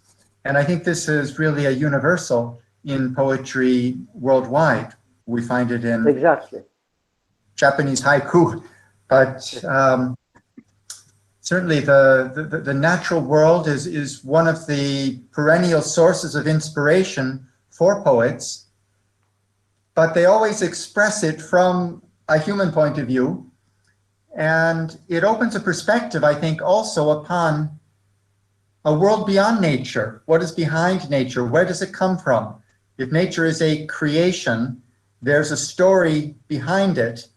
And poetry is a way of probing the roots, really, the invisible roots of nature. Exactly. I'm guessing that the poets that you've read have been enabling us to glimpse at this dimension of otherness that is inherent even within the visible natural world. Yes, thank you very much. الفكرة اللي قدمها البروفيسور فرانك تتعلق بارتباط العالم البشري بالعالم الطبيعي وسعي الشعراء من خلال التجسيد المرئي واستغلال التصوير الشعري للسفر ما خلف الفيزيائيات، للسفر ما خلف المادة، للوصول إلى العالم الروحي واكتشاف رؤى غير مرتبطة بما يرى بالعين المجردة. Thank you very much, Dr. Frank. Dr. Aysar, please move to the next part. Thank you, Mr. Professor Frank, and thank you, Mr. Sabah. أترك الآن لشاعرنا الذي تربى في أحضان الطبيعة. يريد أن please أستاذ عمر. Yes, with you. I'm with you. Yes. يسعى شاعرنا الثالث. Okay, our third poet is seeking أن يبني العالم بلا زخارف. To build the world without decorations. وبلا منمقات. And without any decorations, parts of poetry. يراهن على الشعر الحافي. And to bet that the barefoot poetry الذي يراه أصدق أنواع الشعر. He sees it the truest type of poetry. يحتفي بالأرض. He celebrates the earth. معلنا أن للشعر نبوءة. Declaring that poetry is a kind of prophecy. يتفضل أخي وزميلي الشاعر المبدع الدكتور فؤاد مطلب مشكورا.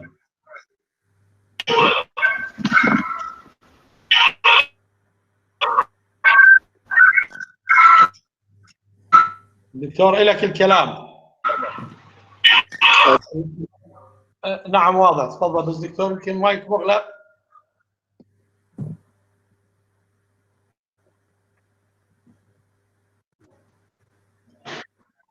على إصلاحه والدعم.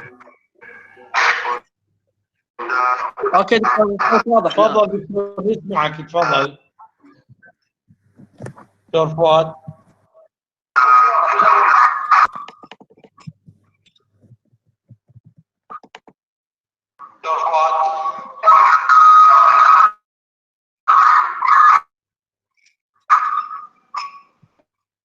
تمام.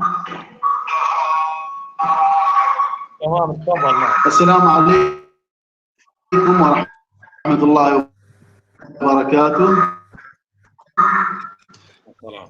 أتشرف بالانضمام إلى هذه الورشة الطيبة، وآمل يعني أن أكون خفيف الظل. سوف أبدأ بالقصائد. هل صوتي واضح لو سمحتوا؟ دكتور فؤاد واضح بس في دكتور فؤاد صوت مو واضح.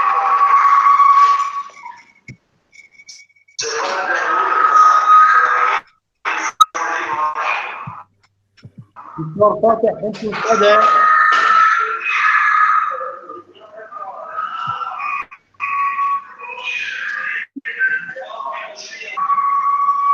هل أنا واضح دكتور؟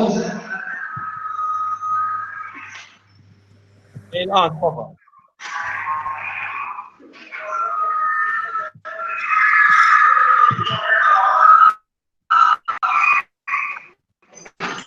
دكتور فؤاد. دكتور ايسر عيني بليزر على المايكات البقيه مفتوحه. نعم دكتور فؤاد معنا، تفضل دكتور فؤاد.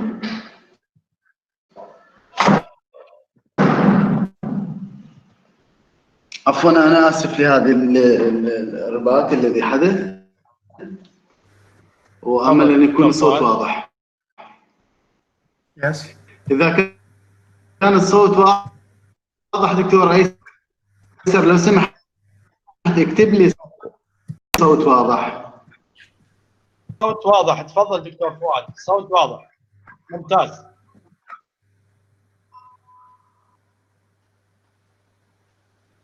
دكتور فؤاد الصوت واضح جدا.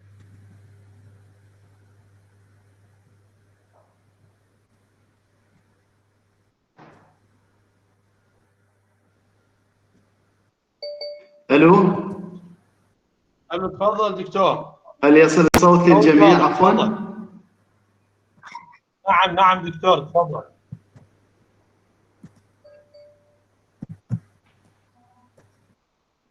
دكتور فؤاد واضح، تفضل.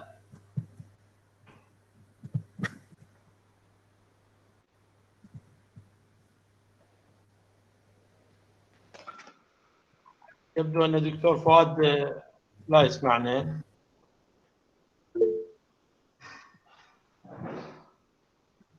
دكتور فؤاد تسمعنا؟ تمام. كل من سكوت ضاربا لغتي بالغياب، انتحبت ولم يبق في الصدر غير تفاصيل من خذلوه وطعم فالعيون التي رأت الكون واندهشت لم تكن غير نافذتين من عزلة لا تجيد التفاوض إن هبت الريح، وليس يلائمها نعكة الانتفاض ضاربا لغتي بالرياض، وملتفتا مثل تل من الانتظار العريض إلى كونة النجوم. السكوت له ألسن والغات بدمع الجنون، والكلام له أحرف يتدثرن من شدة البرد بالبرد، لا يحترقن سوى الادثار وتمديد في الحنون. واردا لغتي يحكون.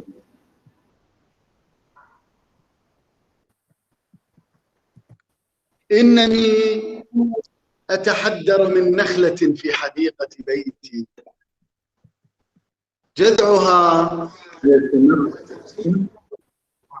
هو تلخيص فكرة كون حفلة ألوانها رأيي وردة في السماء. هكذا سأجيب الذين يمارون في وأتركهم عند خشخاش أفكار. الصوت واضح؟ صوتك واضح، كمل دكتور. نعم. هكذا سأجيب الذين يمارون في وأتركهم عند خشخاش أفكارهم، سيشرونها تحت شمس المباهات أو ينشرون أطاويلهم فوق حبل الحكايات، أو يعقدون لترميم أرواحهم لمة بعراء. ليس تنفعني لمة الصح، لا أستريح له، فهم لا يردون موت الذي يشرئب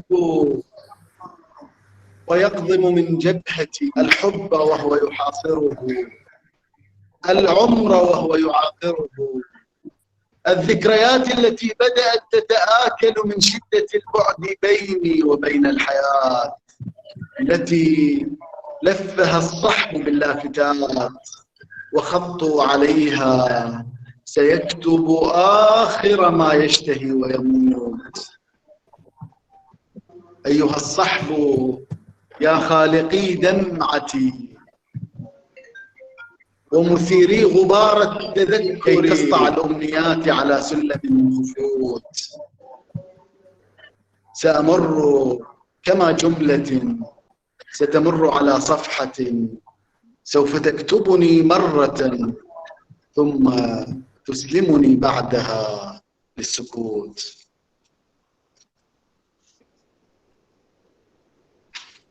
والقصيدة الثانية بعنوان حفلة الوهم. سأحتاج كي أكتب الشعر لا سيرة منتقاة لنسر يطير، ولا غابة من سحاب، فيكفي المرور على لقطة لغراب يحاول أن يتقي رؤية الأصدقاء، من ضلعه كسرة ثم يدفن أوجاعه في التراب. وأحتاج شيئا من الاعتياد على منظر الناس حين يمرون، وضوضاء أغنية غير مفهومة الكلمات، وكوبا من الشاي أرشفه في سكون.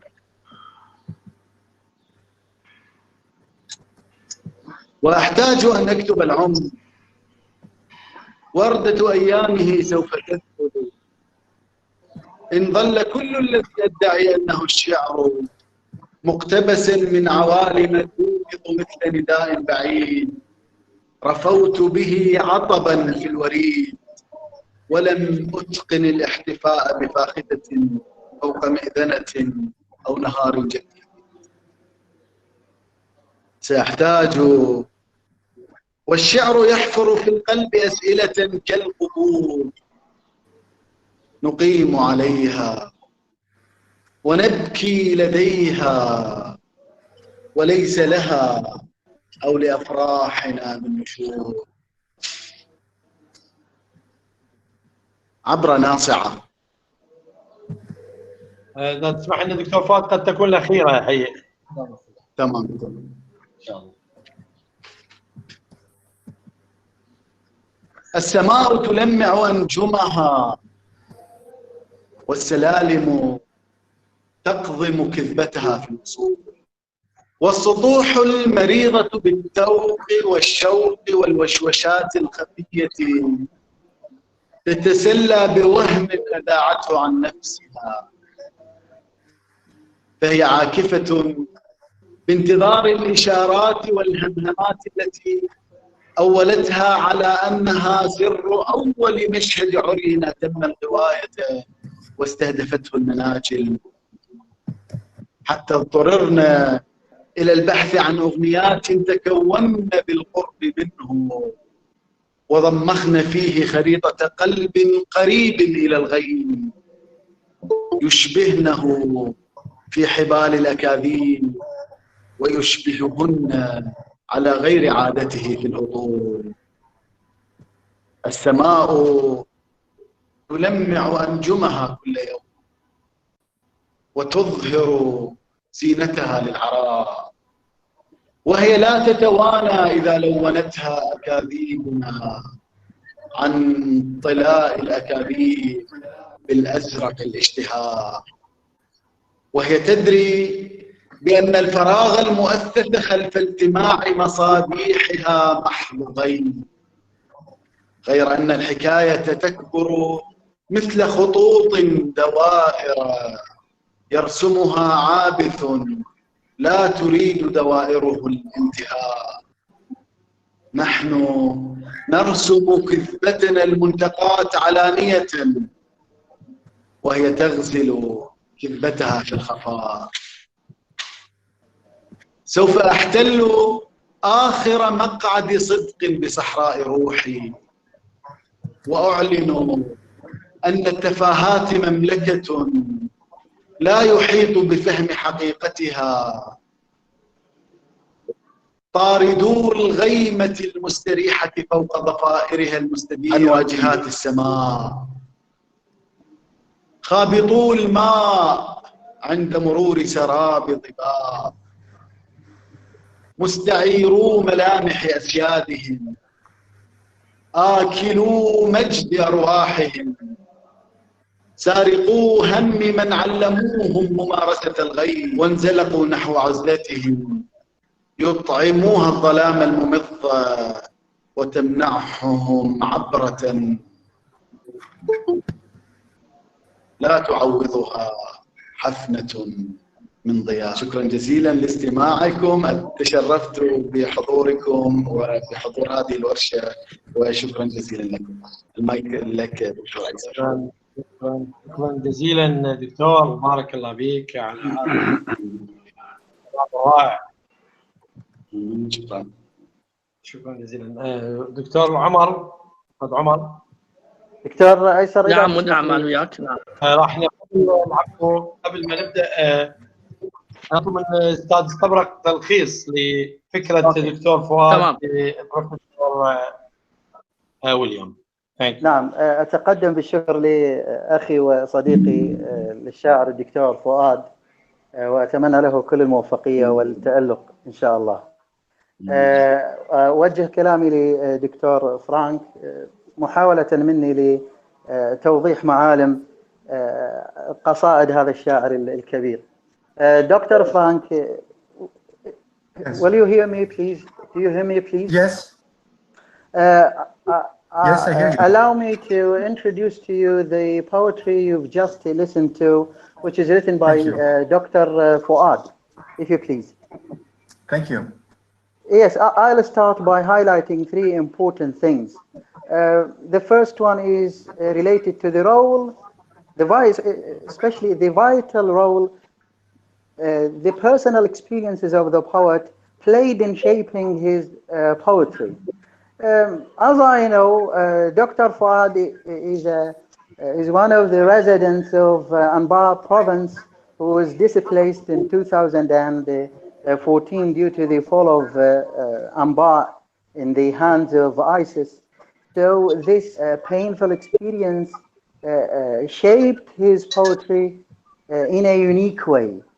So when you read his poems, you see that there is a very vital role for his personal experiences in shaping his images, his language, his visions, and in expressing his feelings. So, as I said, his personal experiences played a vital role in the creation, in the creative process of writing his poetry. The second important aspect is related to his language.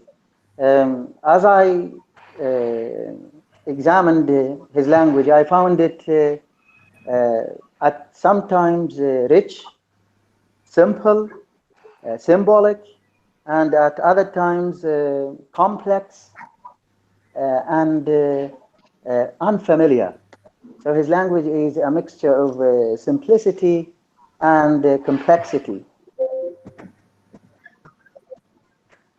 Moving to the third aspect, how he envisioned the world and how he presented it in his poems. The world you encounter in Dr. Fuad's poetry is a world which is dominated by alienation, by dishonesty, by death, by pessimism, by intellectual shallowness, by untrue friends.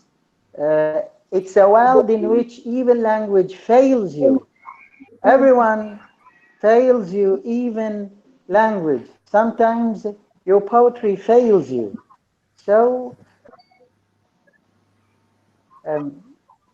his poetry, especially with these three aspects, is a joy to read. Actually, I enjoy reading his poetry. Thank you. Thank you very much. Thank you. Thank you, أستاذ استبرق. Thank you, Professor. ننتقل الآن إلى الورقة الأخيرة. لو سمحت أستاذ عمر أن تعرض لنا الباوربوينت الخاص بالدكتور صديق. نعم. أخي وزميلي الأستاذ المساعد الدكتور صديق بتال، أكاديمي متخصص في دراسة الفلسفة الأدبية. He is a scholar and academic specialized in the study of Andalusian literary philosophy. يتكلم عن فلسفة الإنسان عند الششتري. He will speak about the philosophy of a human being in الششتري. فليتفضل مشكورا. اوكي دكتور صديق. دكتور صديق تسمعنا؟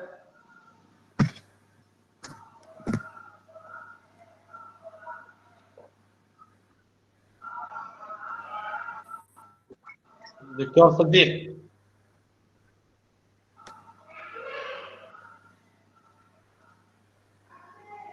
دكتور فؤاد ممكن غلق المايك. دكتور فؤاد إذا لو سمحت. دكتور فؤاد ممكن غلق المايك. دكتور ايسر اعتقد دكتور صديق ما منضم، يعني اعتقد صار عندنا مشكله بالانترنت. اذا خلاص ننتقل الاخوان الى الورقه مداخله يا دكتور ايسر. تسمح لي دكتور، راح ننتقل الى المداخلات النقديه وهي الفقره الاخيره. فليتفضل بالتناوب الاستاذ استبرق في عتشات ويتفضل اولى هاي المداخلات. دكتور عارف تفضل. دكتور عارف تسمعني؟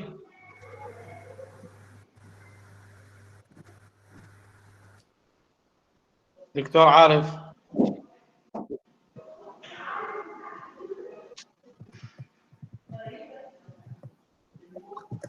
دكتور عارف تفضل. دكتور ايسر، دكتور عارف غالق المايك مالته. اذا اكو استاذ استبرق، نبدا بالكتابه. اكو اسئله، تفضل استاذ استبرق، المايك اليك، تفضل.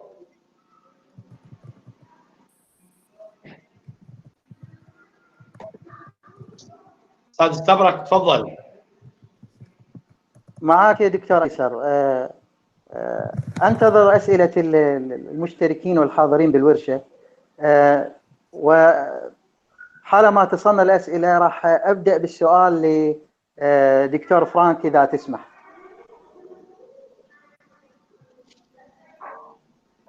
اذا اخواني اي سؤال انتم تفضلون به على الشات، واللي عنده سؤال صوتي مباشره لفرانك باللغه الانجليزيه يستطيع ان يرسل بالشات الصوتي واحنا نفتح له او هو يفتح المايك اذا تسمحون. اما بالنسبه للكلام العربي فاخوان يعني فقط بالشات كتابه. اللي يحب ان يتكلم مباشره مع مستر فرانك او يتكلم باللغه العربيه مع زملائنا الشعراء فاهلا وسهلا به بالشات الصوتي او بالكلام الصوتي. اذا اكو اي استفسار. دكتور عارف دخلت، العفو دكتور عارف.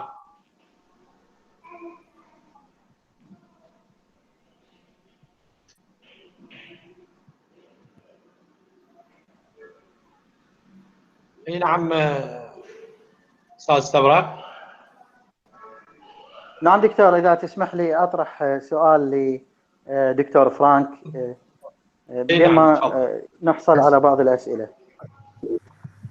Dr. Frank, I'd like to ask a question. You may find it a difficult one, but I'm sure you will be able to unravel the answer and present the details in a unified way. So my question is related to how someone can approach poetry knowing that it is complex. Especially we have the interrelationship of spirituality, mythology, intertextuality, and we have many aspects enriching poetry and making it difficult at the same time. So what do you think is the best way to approach a poem in general, in English or in any other language, just to savor the beauty, just to taste, to experience the artistic beauty recreated in a written form? Right. And you raised the question of complexity, and this is something that you brought up in your comments on Dr. Fuad's poem as well, with the three aspects. I believe it was the second aspect of language being simple, but at the same time very complex and unfamiliar. Now, I think that the key to reading poetry that is very complex, and especially modern poetry, becomes even unintelligible in some of its complexity, is to make a distinction between the said and the unsaid. We have to read poetry at these two levels simultaneously. There's something always that is unsaid in what is being said. And however complex the said is, there's a premonition of eternity, there's some sort of a relation to an alterity, to an otherness. That remains relatively simple, something that we can be aware of, that we can grasp. And that orients us in dealing with the great complexity at the level of the said. So it's important in reading poetry to remain aware of one's relationship to the other. The other remains simple and really unattainable. It's a matter of a relationship rather than an object that is analyzed in complex detail. Now, I thought that the three aspects of Dr. Fuad's poetry that you brought out were very significant.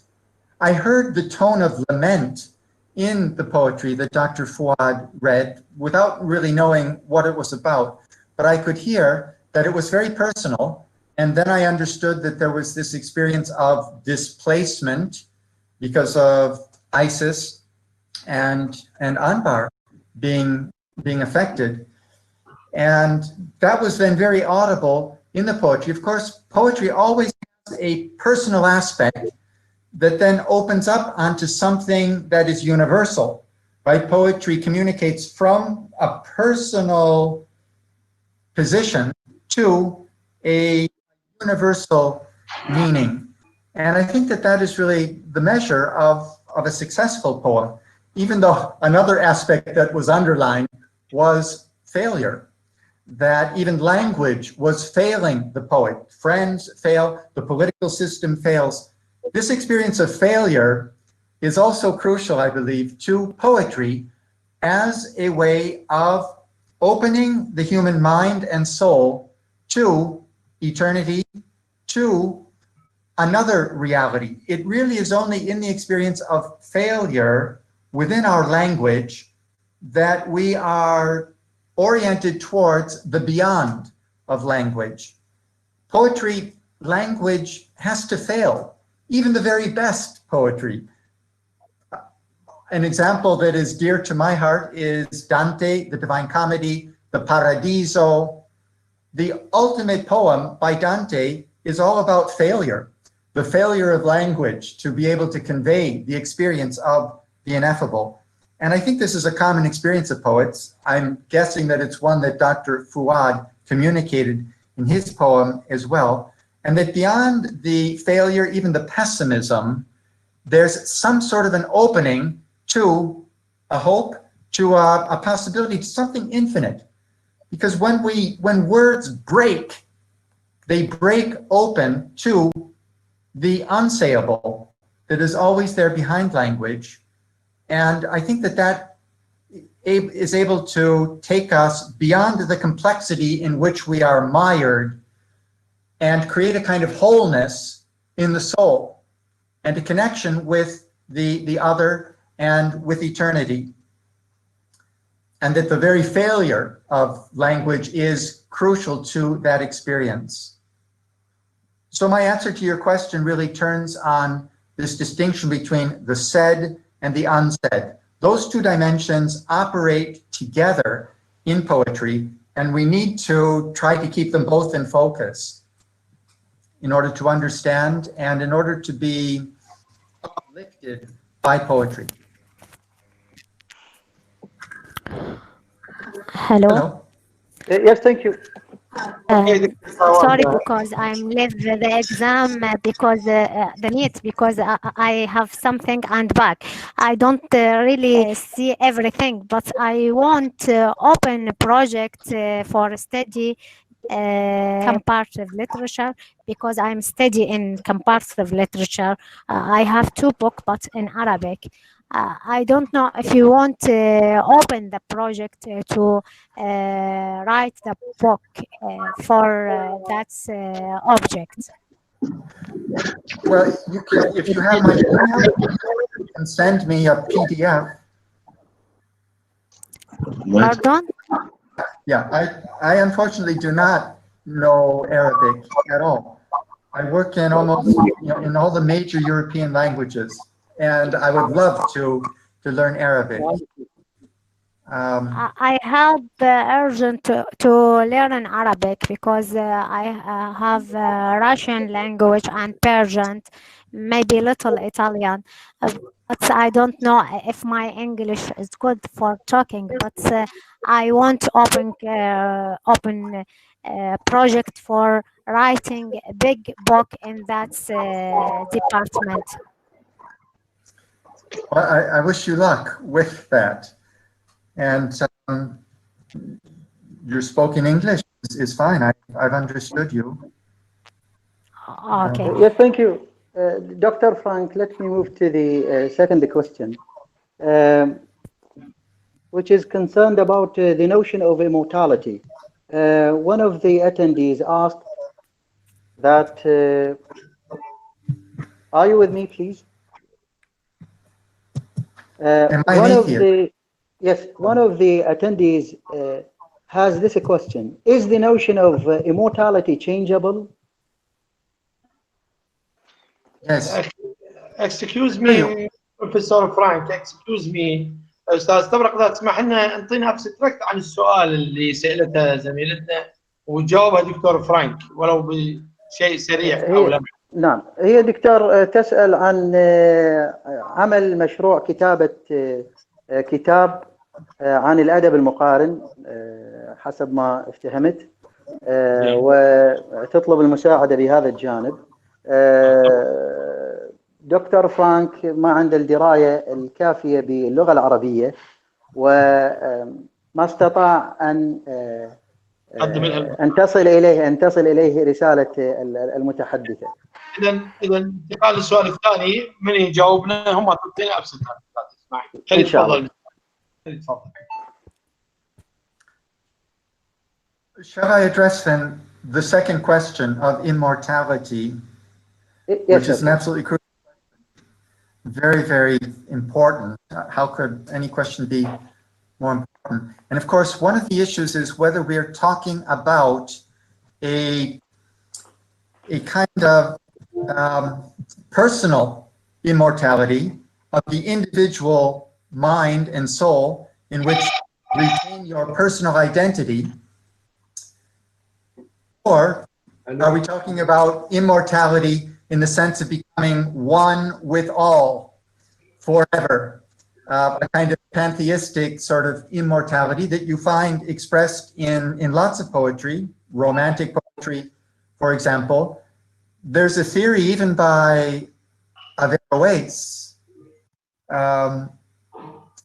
and Avicenna, and the great Arab thinkers of the scholastic era had a tendency to think of immortality as being the universal mind,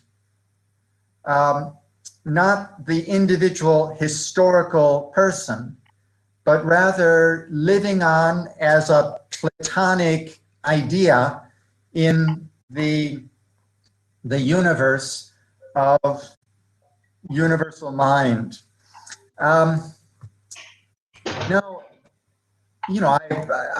I think that all theories have some truth to them, to tell you the truth. They're all revelations of different aspects of reality. What is the haq? I think this is the way Ibn al-Arabi would think as well. I do believe then that personal immortality is part of our human experience. And it's maybe a... So you think... Yeah. Sorry. You think that since immortality is related to human experience, it is relative and changeable. It is always in a process of constant change and formation. Yes. Without doubt, yes. Yes, thank you very much. Beings in time. Yes. Yes, thank you very much. Our human experience relates to the eternal and the unchanging. To perceive change, we have to be in some sort of a relation to eternity. We have changing premonitions of eternity. Yes, thank you very much. زملائي الكرام، إجابة الدكتور فرانك على السؤال المتعلق بهل فكرة الأبدية هي متغيرة، هو يعتقد أن فكرة الأبدية في حالة تغير مستمرة لأنها مرتبطة بالتجربة البشرية لمفهوم الأبدية. So, Dr. Frank, we are going to move to the second question, if you please. Is the effect of poetry due to words or to music? To meaning or to music? I think this is how the... Yes. Yes. Yes. I do think of poetry as being musical in its origin. And even as I've tried to bring out in my talk, dance is crucial to poetry at its origins, language itself is musical, and a poetic language brings out the inherent musicality of language. And by music, we mean some sort of an order, a harmony that is inherent to language itself. And it is also something that is moving, something that creates an effective response by the human being. I think music has that quality and that effect. When language is made to work that way, then I think that it's musical. And this is crucial for poetic language. Of course, there are some poets that want to use a language that is not lyrical. But you know, everything is dialectical. By making language unmusical, you make the imagination work to try and imagine what music is being missed. There's always a relation between the musical in poetry, even when it seems to be trying to avoid musicality. I hear a lot of music in the poetry that was read by all three poets. And one thing that struck me was that I believe that Iraqi poets and other poets in Arabic remain closer to these musical sources of our poetic language. It's really the process of secularization in some of its extreme radical consequences in Western cultures that I think have opened up a kind of distance, a gap between poetry and its inherent musicality. To my mind, that really is losing the essence of poetry. Poetry should be musical. Yes, thank you very much. So, إذن دكتور فرانك يعتقد أن اللغة الشعرية يجب أن تكون موسيقية لارتباطها بالخيال ولدورها في إيصال الإحساس إلى القارئ. واستشهد بمثال سابق لقصيدة دكتور فؤاد عندما قال أنه استطاع أن يشعر كمية الألم الموجودة بالقصيدة رغم أنه لا يفهم اللغة أو الأبيات التي قيلت. يعتقد أيضا بأن العراقي له صلة وثيقة بالموسيقى، وهذه الحالة تختلف عما موجود في الثقافة الغربية بسبب ما طرأ على اللغة من تأثير الزحف نحو التمدن ونحو الماديات. فهو يؤمن أن الشعر العراقي لا زال ملتزم بالموسيقى ولا زال يسعى للغوص في الحقيقة من خلال إعادة تجسيد الإحساس إلى موسيقى مسموعة. أيضا يعتقد أنه حتى وإن حاول الشاعر أن يخلق أن يبتعد عن الموسيقى في قصائده فسوف ينتهي المطاف به بكتابة قصيدة تحمل من الموسيقى الشيء الكثير. Thank you very much, Dr. Frank. Now we have the final question from Dr. Saad. Is the translation of poetry considered a treason to it? Is the translation of poetry considered? Yes, is the translation of poetry considered a treason to poetry? Yes. And before you answer, I'd like to assure you, based on my personal experience in translating the texts or the poems of the three poets, it is a treason, especially for English poetry. Yes. Yes. There's a proverb in Italian, traditore, traduttore, traditore. The words for traitor and for translator are nearly the same word. Traduttore, traditore. And yes, sir. Yes, thank you. Yeah, it seems inevitable, of course, if it's the music of language that is crucial to the poetry, that's something that does not really translate. It certainly does not translate together with the meaning. Of course, it's the conjunction, the marriage of sound and sense that is so crucial to poetry, but they're not the same in different languages. And, you know, we have the image of Babel, when the one language that all spoke was shattered into a multiplicity of languages as a punishment from God for human presumption. We live under the curse of Babel, and translation is a kind of a means, an adequate means to try and repair some of the damage that was done. So we have to remain conscious as we translate, which is what you're doing, of the impossibility of doing it. And yet there are also opportunities. There are some ways in which translation can enrich our understanding of a poem and of a language. There's also the fact that a poem is itself already a kind of translation. It translates from feeling into language. It translates from music into speech. It translates a world into concepts. We're always in the process of translating. So the translator of poetry is really continuing what has already begun in the poem. And in that spirit, it's not to be completely pessimistic, even though one has to take to heart and bear in mind the inherent impossibility of a true translation. This is one reason that in all of my work, I translate over every text. I don't quote published translations because that's one version, but translation is an ongoing process. I think every time we cite a text in a foreign language, we translate it anew.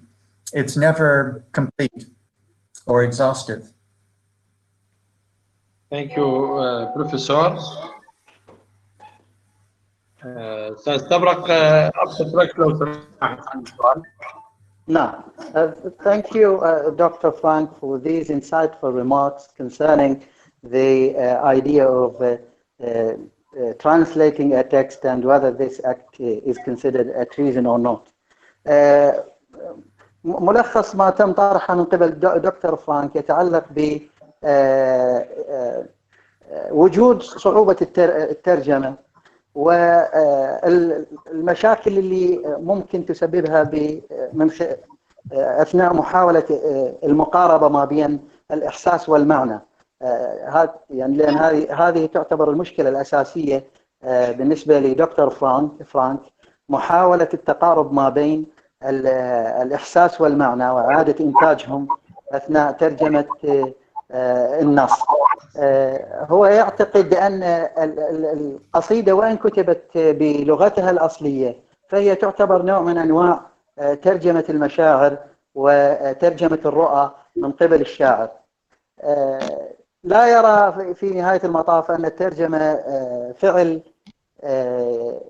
خيانة للقصيدة، لأنه يعتقد أن هناك مترجمين بإمكانهم أن يثرون القصيدة، بإمكانهم إثراء القصيدة من خلال إعادة ترجمتها. شكرا جزيلا أستاذ بروفيسور فرانك. شكرا جزيلا لشعرائنا الكبار.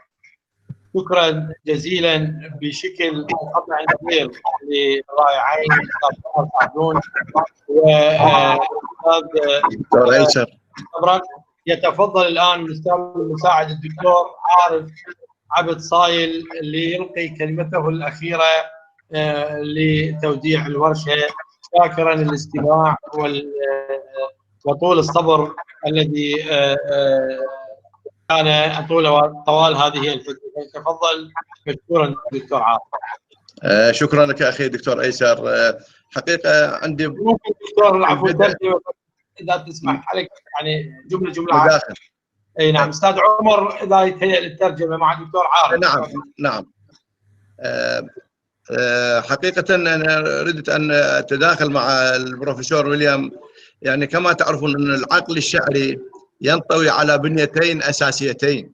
الأولى هي البنية الشعرية المسؤولة عن إنتاج الشعر، والثانية هي البنية الميتاشعرية المسؤولة عن النظر والتأمل في الشعر. وتتماهى أحيانا الحدود بين البنيتين ويختلط حقلاهما. يعني في منطقة الرمادية تصدر عنها تلك الومضات الشعرية والشطحات الخاطفة التي يتفوه بها الشعراء. تفضل سلام. العفو دكتور عارف. استاذ استبرق حضرتك موجود؟ استاذ استبرق. اوكي دكتور ايسر. اوكي دكتور. عفوا تفضل. استاذ عمر خلاص تفضل. لو سمحت يعني بشكل موجز سريع توصلنا لفرانك اللي توصلنا الفكره لفرانك، وامام فرانك دقيقه واحده فقط يجاوب دكتور عارف لو سمحت. انا ما كملت بعد دكتور لان الوقت راح الاجتماع بعد. خليني اكمل هو يشرحها مره واحده. يعني انا استطيع القول ان العقل الشعري هو مركز انتاج الافكار والرؤى والاخيله الادبيه والفلسفيه، وهو المسؤول عن قفزات الابداع. اذا نستطيع ان نقول الشعر حقل اساسي من حقول الوعي البشري، بل هو النبض المبدع على مر العصور. حقيقه يعني انا اشكر الدكتور ايسر على هذه المحاضره. هذه كل الموضوعات تناول النقاد والفلاسفه قديما والطروحات كثيره وجهات النظر مختلفه، وعنوان هذه الورشه يهم الاساتذه وطلبه الدراسات العليا والمهتمين في حقل الادب والشعر. يعني حقيقه الدكتور ايسر هذا حقيقه اتمنى هذا الموضوع لما له من اهميه، والحقيقه لا بد من القول انما قدمه الساده يعني المحاورين قد اضاف لنا الشيء الكثير. اقدم شكري والتقدير للاساتذه ويليام فرانك والشاعر الاردني علي الفاعور والشاعر العراقي الدكتور سعد ياسين والدكتور فؤاد مطلب والدكتور صديق بتال فران. كل الشكر والعرفان لجميع الحضور، والشكر خاص للقائمين على اعداد هذه الورشه، وشكري وتقديري لكم للحضور جميعا، والسلام عليكم ورحمه الله. شكرا دكتور عارف. يتفضل استاذ عمر ليوجز مستر فرانك. What I've got from the speech of Dr. Arif is commenting on the poetic language, and he says that the source of the poetic language theory is the mind itself. Whether you find the two spheres of the mind, you will find the source of the poetic language emerged from the essence of the person. That's what I've got because it spoke too much, and this is the summary of his speech. I mean the dean. Thank you Mr. Frank. Thank you للجميع. شكرا جزيلا اخوتي واصدقائي الحضور. شكرا للشعراء الكبار. شكرا لكل الحاضرين. اتمنى ان نلتقي في الايام القابله مع ورش اخرى. Goodbye Professor Frank and very thank you. شكرا للجميع والسلام عليكم ورحمه الله وبركاته. Okay. شكرا.